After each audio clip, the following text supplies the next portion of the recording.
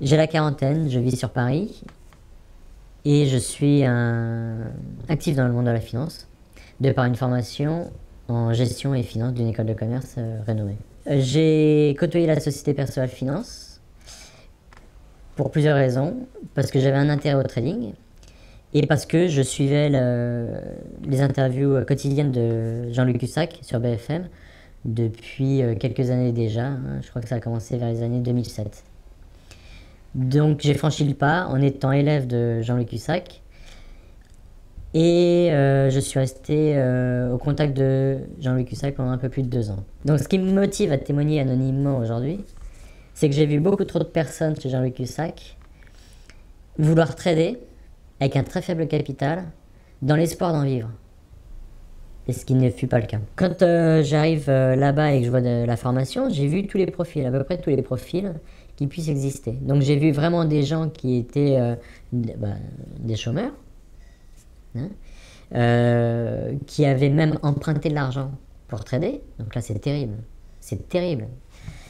Et j'ai vu aussi des gens qui étaient chefs d'entreprise, responsables, avec des capitaux, et qui avaient envie de trader par eux-mêmes.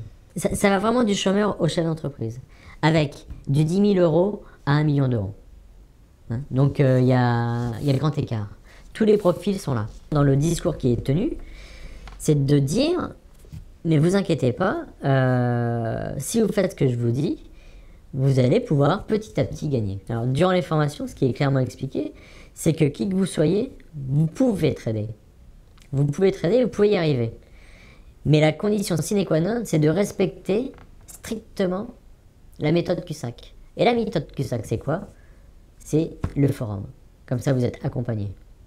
Sauf que le forum, il n'est pas gratuit. Le forum, c'est 1 000 euros par mois. Donc, vous allez dépenser 1 000 euros par mois. Alors, j'ai vu des gens arriver avec des 10 000 euros de capitaux. 10 000 euros. Alors, c'est pas grave parce que vous avez une formule, je crois, avec 3 mois gratuits de forum. Donc, ils vont prendre ça, ils vont faire 3 mois gratuits et ils pensent qu'au bout de 3 mois, ils pourront être autonomes ou alors ils auront suffisamment gagné d'argent pour pouvoir payer le forum. Mathieu Serron, quand il est arrivé, il n'avait que 10 000 euros. Et 10 000 euros, un jour dans la confidence, il me dit, c'est pas assez. Alors, Mathieu Serron ne vivait pas du trading et ne vit pas du trading. Il gagne pas d'argent. Il gagne pas d'argent avec son trading. Il gagne pas. Et quand on vient chez PFC et qu'on lui dit qu'est-ce qu'on peut faire, à chaque fois c'est je sais pas, le marché est compliqué. Mathieu Serron est un ancien élève de Cussac qui galérait un petit peu. Donc à un moment il était tellement en galère qu'il allait voir Jean-Louis qui dit voilà, j'y arrive pas, c'est compliqué, j'ai un loyer à Paris à payer, qu'est-ce que je peux faire? Et donc c'est là que Jean-Louis a voulu lui trouver une porte de sortie. Et de ce fait-là, il s'est retrouvé à faire soit des petits boulots, soit avoir un vrai boulot maintenant auprès de Jean-Louis. Chez PFC, j'ai vu des gens qui arrivaient à maintenir un trading sans trop de risques, pas trop risqué. Ils gagnaient, ils perdaient, bon, ça c'est équilibré. Mais en revanche, j'en ai vu d'autres qui ont tout perdu. Mais vraiment tout perdu, qui se sont fait lessiver. Mais lessiver, et à ne pas comprendre ce qui leur arrivait. De quel ordre? De quel ordre? C'est plus de 100 000 euros. Plus de 100 000 euros, mais largement plus. Hein. Donc il y avait quelqu'un, c'était vraiment sa dernière chance. Et un jour, il me dit, voilà, je suis très très ennuyé. Je crois qu'il était parti en tradant. Il y avait un capital supérieur à 200 000 euros. Et un jour, c'est très simple. Hein, il m'a dit, voilà, il ne me reste plus que 15 000 euros. Il y a un piège, c'est le jeu des options. C'est qu'on nous fait prendre des options. Donc vous êtes formé sur plusieurs produits. Hein. Je le répète, on forme sur plusieurs choses. Donc le principal c'est les futurs, le trading sur futurs, mais en revanche le trading sur futurs, pour être le plus efficace possible, il faut qu'il soit couvert par les options, et les options c'est notre formation, donc c'est Monep. Et là vous êtes formé sur les options pour couvrir votre futur. Et en fait vous vous rendez compte que vous allez devoir faire les options parce que, et les gens l'attendent, c'est ça qui est terrible aussi. Et ça me revient en parlant, c'est que les gens perdaient sur les futurs, ils disaient si j'avais été formé sur les options, j'aurais pu faire des options. Et donc c'est la couverture aux pertes. Ils se disent, bah allez, hop, il me faut les options. Comme ça, au moins, je serai tranquille et je pourrai trader correctement. Sauf que je l'ai vu en direct. Il a fait faire des options à des gens dans un marché qui ne leur permettait pas de gagner, mais il était tellement convaincu d'avoir raison, notre ami Jean-Louis, que ça a fait perdre des gens dans des proportions qui étaient énormes. Mais énormes. Donc les gens qui perdent, en fait, à force d'avoir demandé de l'aide et qu'il ne se passe rien, on voit qu'ils coupent le forum. Ils coupent le forum, ils partent.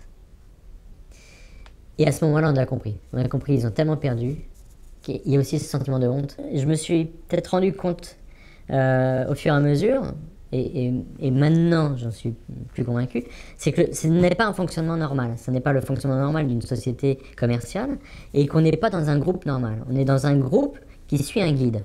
Donc à partir où on suit un guide, qu'est-ce qu'on est? On est dans une sorte de phénomène sectaire. Et c'est ça en fait. C'est si vous n'avez pas compris, vous êtes le paria du groupe. Donc il faut qu'on vous extrait de là. Il faut qu'on vous sorte de là. Il faut qu'on vous entende le moins possible. Et la pression du groupe est forte. C'est-à-dire que les gens sont tellement en admiration face à Jean-Luc Cussac, et à juste titre. Il passe à la télé, il présente bien, il parle bien, donc on n'a pas envie de se le mettre à dos. Et n'oubliez pas que ces gens-là, ils sont dans la seconde chance de leur vie. Quand il y a quelqu'un qui manque de cohésion avec le groupe, il en devient, Jean-Luc Cussac en devient très désagréable avec cette personne, mais vraiment extrêmement désagréable, jusqu'au point de lui dire que t'as rien compris. Voilà. Donc là, c'est la phrase t'as rien compris. De toute façon, ou alors, il accentue aussi le fait de dire non, mais t'es pas fait pour le trading. Je te sens pas fait pour le trading. Et alors, c'est dans la personnification aussi des choses. C'est quand il dit je ne te sens pas fait pour le trading, c'est le jugement de valeur qui est porté par le gourou. Donc c'est une forte impression. Et c'est comme ça qu'il joue. C'est vraiment comme ça qu'il joue. Et jusqu'à ce que certaines personnes se disent qu'effectivement, ils ne sont pas faits pour le trading et qu'ils sortent. Et dans ce cas-là, il retrouve son petit groupe homogène. Le joker de Jean-Luc Cussac, qu'il présente à chacune de ses formations, c'est son graphique. Le fameux graphique où on le voit qu'il est parti d'un point A à un point B. Évidemment, le point A est plus bas que le point B, parce que le point B, c'est la date d'aujourd'hui. Il y a une progression constante. Ce qui est très perturbant quand on vient de la finance, c'est qu'une progression constante, ça n'existe pas. On a toujours des variations. Et là, il a des faibles variations. Et quand il y a des variations à la baisse, il explique qu'il a dû faire des retraits. Retirer de l'argent. Voilà. Pour raison personnelle. Alors, il va toujours vous trouver un truc. Hein. C'est soit pour acheter un bateau, soit pour acheter une Porsche. Enfin voilà, c'est son truc. Donc vous voyez aussi, on matérialise. Donc on voit ça, tout le monde est assez ébahi. Alors personnellement, je ne suis pas ébahi par les croissances continues, puisqu'on a vu ce que donnait par exemple le fonds Madoff. Hein, et de plus, Madoff était comme une histoire qui était assez récente par rapport à la période où j'étais chez Cussac. Donc c'est trop beau pour être vrai. Clairement, c'est trop beau pour être vrai, mais c'est vrai. Et en revanche, au fur et à mesure où je rentre un peu en proximité avec les gens de chez Perceval, j'apprends que ce graphique, il n'est pas aussi beau et aussi propre qu'il n'y paraît. C'est qu'en fait, comme c'est son fonds de commerce, il faut qu'il paraisse toujours bien. Et quand Cussac perd, parce qu'il perd aussi, mais quand il perd gros, et ben il faut qu'il réalimente ce graphique. Parce que la vitrine, il faut qu'elle soit toujours belle, toujours nettoyée. Donc ce graphique, il ne s'alimente pas seul avec du trading. Il s'alimente aussi par des apports en capitaux faits par Jean-Luc Cussac. Dès la fin de la formation, effectivement, on souhaite que les gens tradent le plus vite possible. Dans ma tête, et je me suis laissé embarquer, et ça je n'aime pas, ça fait partie des schémas qui m'ont posé question, c'est que j'avais prévu de faire la formation, de digérer la formation, c'est la phase d'analyse, et après de passer en mode réel. Et Jean-Luc Cussac, on était en salle de formation, devant tout le monde, il dit non mais ça va, quoi, vas-y, allez, fais-le tout de suite, quoi. Qu'est-ce que... Voilà. Et alors aussi, il revient sur le fait de... Il vous cherche, il vous dit non mais c'est parce que t'as pas d'argent, c'est ça, t'es coincé. Donc là, l'ego remonte. Je dis non mais c'est bon, ok, je vais prendre ton abonnement, voilà, je vais passer, et ainsi de suite, et je vais te trader. Donc c'est là que vous mettez en marche toute la mécanique. Toute la mécanique. C'est que si vous faites une objection pour dire attention, je suis pas encore prêt, il va prendre les autres à témoin. Et la pression du groupe, n'oubliez pas, la pression du groupe est tellement forte que vous vous sentez obligé. Dans la formation, vous pouvez payer soit par virement bancaire, chèque, Ou alors vous avez l'autre option, c'est cash. Cash, l'intérêt, c'est que vous avez un discount. C'est proposé par Jean-Louis. Ça fait partie des arrangements. Et pour lui, c'est défiscalisé. Hein, parce que je ne pense pas qu'il le déclare. Si vous êtes à rester sur le forum, on vous propose de payer en cash. Alors évidemment, vous avez un discount, hein, quand même. Mais vous faites du cash. Donc Jean-Louis Cussac, il est plutôt fin psychologue et il va toujours chercher à savoir à qui il s'adresse. Donc, si c'est un chômeur, il va plutôt regarder quel type de chômeur, hein, ce qui lui reste en jeu. Et en revanche, si c'est quelqu'un qui est un actif, ou alors un rentier, il va essayer de savoir quelle est la taille du portefeuille, quelle est la taille de la richesse. De là, il va essayer d'aiguiller, par son discours, la taille des sommes à trader. D'accord? Donc pour trader, il nous avait dit, vous ouvrez un compte bancaire chez Saxo Bank. Donc on ouvre un compte bancaire chez Saxo Bank, et vous dites bien que vous venez de la part de Perceval. D'accord? Sinon, on ne peut pas vous identifier. Alors personnellement, j'ai vu Jean-Louis Cussac prendre la main sur des comptes en direct, sur des comptes de clients. En revanche, qu'on soit clair, ça n'est pas la majorité, ça se compte sur les doigts d'une main. C'est quelques personnes, ce sont des gens qui sont assez proches de Jean-Louis, qui sont en position difficile généralement, et Jean-Louis prend la main sur le compte. En fait, ça se fait très gentiment, hein.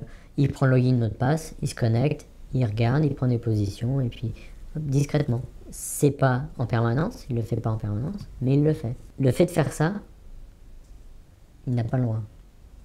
Et d'accord, de par sa position, et en plus, il est professionnel, il n'a pas le droit de gérer en direct des positions de ses clients. Donc ça, c'est répréhensible, clairement. Mais là où il est astucieux, c'est que c'est fait sur 2-3 personnes, pas plus. C'est des cas exceptionnels. Et c'est des gens dont il n'aura pas de problème. Le système Cussac, je commence à le remettre en cause avec la crise grecque qui commence en juin 2015, avec son point d'orgue le 13 juillet 2015. Donc en juillet 2015, on est en pleine panade avec la Grèce qui, sur des rumeurs, sortirait de l'euro, la dette est insurmontable, l'Allemagne met la pression, et ainsi de suite. Donc on a des grosses fluctuations sur les marchés, avec une forte volatilité. Donc à partir de là, comme ça bouge beaucoup, et que tout le monde veut en être, donc tout le monde s'en remet à Jean-Louis Cussac. Jean-Louis Cussac, sûr de lui, il est convaincu que la Grèce va sortir, et il est convaincu que le marché va se casser la gueule. Donc résultat, qu'est-ce qu'il fait? Il se met en position vendeuse, il met ses clients en position vendeuse, et il demande même aux gens de faire de la vente d'options. Donc de la vente d'options sur 4006. 4006. Sauf que on est à 4006 le vendredi, et on passe à 5002 le lundi, en gros. Donc tout le monde est à l'envers. Tout le monde est à l'envers. C'est explosé. J'ai vu beaucoup de gens qui étaient en mode panique, et j'ai même vu quelqu'un poser la question sur le forum directement à dire oui, maintenant j'ai fait ma vente à 4006. Qu'est-ce que je fais? Qu'est-ce que je fais? Et la réponse est ça dépend, c'était quoi ton plan de sortie? Avant, on a plein de stratégies, on est les meilleurs, et puis après, une fois que ça se passe, mais dans le mauvais sens, il n'y a plus personne. Le pire, le summum, c'est en août. En août 2015. Là, on est avec la crise chinoise. Tout se passe bien le vendredi. Et le vendredi, je crois que c'était un troisième vendredi du mois. Donc je pense qu'on était sorti de... on fait tourner les positions et ainsi de suite. Donc le marché était plutôt neuf, entre guillemets. On ne subodorait pas grand-chose. Donc on s'est repositionné, hein, avec un marché qui était... qu'on imaginait repartir à la hausse, hein, comme il avait fait la hausse avec la Grèce quand il était à 4006. 4006, on joue la hausse. Sauf que là, ça se passe pas comme il faut, et dans la nuit, on voit les CFD, les compteurs des CFD qui s'affolent, et on voit qu'il y a une forte baisse qui se prépare sur le CAC à l'ouverture, sur le DAX, sur le CAC. Donc très surprenant. Le lundi matin, là, c'est le mode panique. Il y a des appels sur mon portable, les gens se connectent très tôt à Ventrilo, sur le forum, et ça commence à parler. Qu'est-ce qu'on fait? Qu'est-ce qu'on fait? Qu'est-ce qu'on fait? Tout le monde a pris des positions à la hausse. On est à 4006. Sauf que les CFD nous indiquent que ça va partir à la baisse. C'est la crise en Chine. Et que ça a vraiment baissé fort. Donc, j'avais des positions, comme beaucoup. J'étais aussi un petit peu à l'envers, comme beaucoup. Et là, on attend la parole du Messie. Le Messie, qui se connecte sur Ventrilo, et qui dit, qu'est-ce qui se passe là? Non, non, ça va, il n'y a pas de... Non, je vois pas, il n'y a pas grand-chose et tout. Non mais Jean-Louis là, c'est moins 10, moins 15 hein, sur les indices. Ah peut-être, non mais j'ai pas vu. Et en fait, ce qu'on avait à l'autre bout du fil, sur le forum, c'était un mec complètement hagard. Un gars qui avait pris des uppercuts dans la gueule et qui pouvait pas se relever. C'était le boxeur KO. Le boxeur KO. Sauf que le boxeur KO, il y avait quand même aussi son public qui était KO. On avait tous suivi ses conseils, on pensait tous que ça allait partir à la hausse. Et donc, majoritairement, comme beaucoup n'avaient pas voulu se faire avoir comme avec la crise de la Grèce, ils ont fait du levier. Donc ils ont pris des positions au-delà du raisonnable. On l'a tous pris, on a tous fait. Et résultat, avec la crise chinoise, on s'est tous fait exploser. Tous. Le retour de vacances, je croise Jean-Louis Cussac. Comme il voit que ça se passe pas très bien, il voit que je suis pas très en forme, et comme, voilà, sur cet aspect familier, il me propose de passer dans son bureau pour qu'on en discute. Donc je m'installe à son bureau, je prends une chaise à côté de lui, et là, on parle, et j'en profite pour regarder ces écrans qui sont devant lui. Et devant ces écrans, qu'est-ce que je vois? Des comptes qui font la gueule, et des appels de marge. Des appels de marge de 150 000 euros. D'accord? Donc là c'est grave. Là je me dis, putain, le mec qui me dit... Excusez, hein. Donc là c'est grave, parce que le gars qui me dit, il s'est pas passé grand chose, t'inquiète pas. Et puis finalement, on voit que c'est très compliqué aussi pour lui, qui gère des positions compliquées. Là, le gourou, ça s'effrite. Et après, dans la lignée de ça, je vais déjeuner avec Mathieu Serrin, qui m'apprend que Jean-Louis, quand même, au mois d'août, il a perdu très gros. Notamment, et ça c'est bien plus ennuyeux, sur son petit graphique. Vous savez, le graphique, la vitrine. Et là, il a perdu. Donc il a fallu qu'il renfloue. Donc finalement, tout le système, il est là en fait. Le système est là. C'est que Jean-Louis, pour moi, il ne sait pas trader. C'est un joueur de poker. Il agit comme un gourou.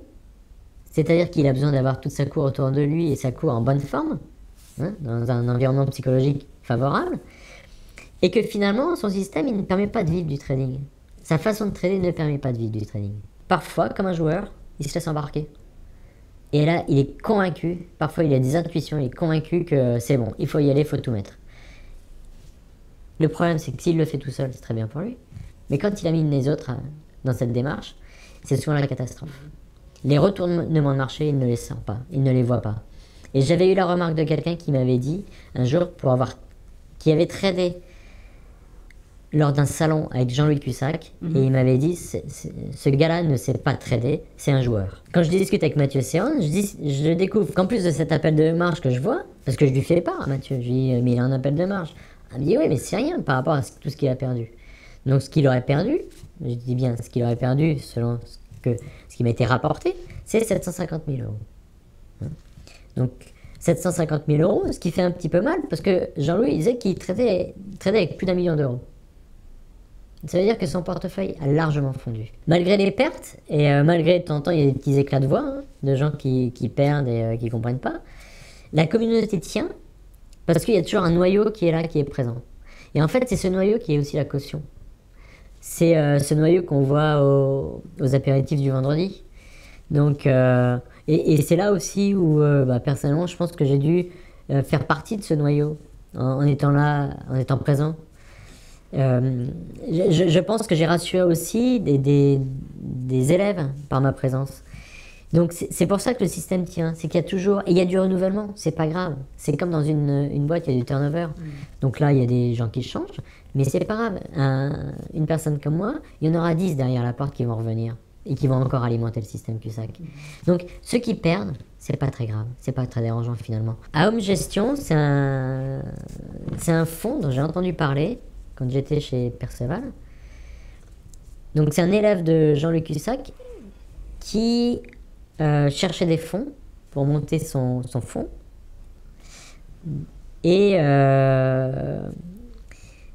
il y avait la caution morale de Jean-Louis, puisque Jean-Louis a dit, regardez, moi j'investis. Donc la personne qui gérait le fonds à hommes, il nous était présenté en plus comme caution morale supérieure, c'est qu'il était modérateur du forum Landlille. Donc Jean-Louis il présente comme élève et aussi modérateur du forum Landlille. Donc tout ça, ça fait que ça donne une bonne image, un bon CV, c'est propre, donc ça donne envie d'investir aussi. Jean-Louis investit, la personne qui gère le fonds est un modérateur d'un forum de bourse, et de plus, il va gérer le fonds à la façon CUSAC, qui est gagnante. La méthode CUSAC, elle est gagnante. Donc les investisseurs dans le fonds à hommes sont majoritairement d'anciens élèves ou des élèves de Perceval. Le fonds à hommes, de ce que j'ai pu voir, c'était la personne qui gérait le fonds a suivi CUSAC. De ce que j'ai vu, de ce que j'ai été témoin, j'étais dans les bureaux de Perceval, il y avait un trading en cours, la personne qui gère le fonds à hommes était présente, et Jean-Louis qui sort de son bureau, qui le voit et qui dit « T'as fait ce trade-là? Est-ce que t'as fait ce trade-là? Non, là il faut le faire. » Et l'autre qui dit « Oui, c'est fait, c'est fait. » Et je pense qu'il y a une emprise psychologique qui a été faite sur cette personne, je pense. Quand le fonds commence à avoir des difficultés, donc CUSAC commence à laisser entendre que la personne qui gère le fonds n'a pas totalement fait ce qu'il fallait. D'accord?